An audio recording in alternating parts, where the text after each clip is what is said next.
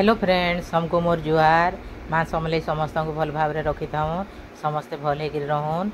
आज देखुन गोटे टिप्स नहीं गिरी आईचे। पनीर खटा हो गले आमे केंता करी ताहाके तार खटाटा कम करमा मुई सेटा आज बतामी आपण मानकू।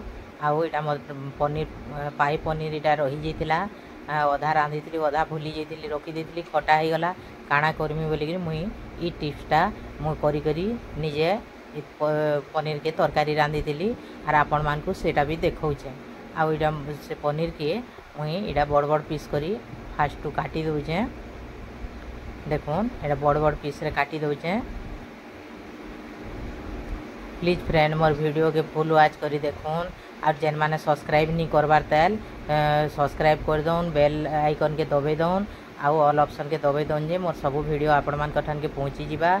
आउ टिके वीडियोटा भल लगे आपण मैंने टिके लाइक करूँ और छोट छोट कमेंट टिके देवे बोले मते बहुत भल लगता। मोर रिक्वेस्ट आपण मैंने टिके मोर वीडियो के वीडियो रे कमेंट टिके टिके दौन छोट छोटा। आ देखुन एटा मुई सबू जाक एटा बड़ बड़ पीस रे काटी देली न पनीर। तापर आगे जाऊँ केंता करी करमा इटा केंता करी करी जे आपण मान को देखामी। इटा चलून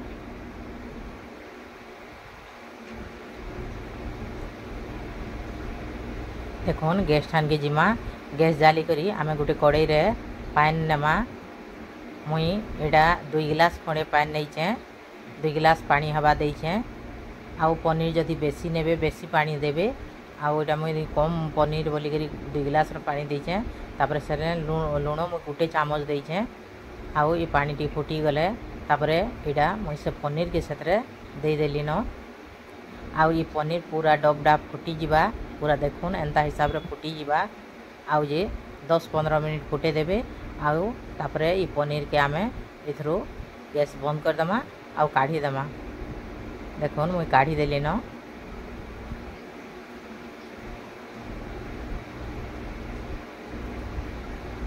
आउ तापरे मुई सेटा के काढ़ी करी ठंडा पानी रे इटा के पकई दमा।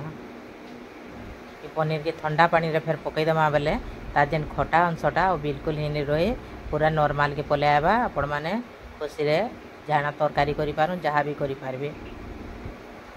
देखुन एटा 10 मिनिट खड़े ठंडा पानी रे फिर पकई देतिमा।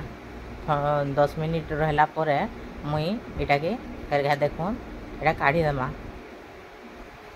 10 मिनिट हो गलान मुई इटा के पानी रू फिर काढ़ी आनुचे।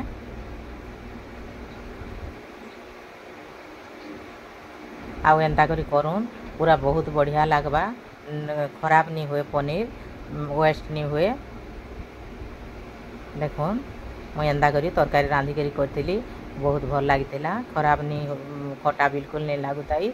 आउ मोर वीडियो के जेन माने देखुचन तांको बहुत बहुत थैंक यू। आ गोटे वीडियो रे देखाएमा नेक्स्ट थर के।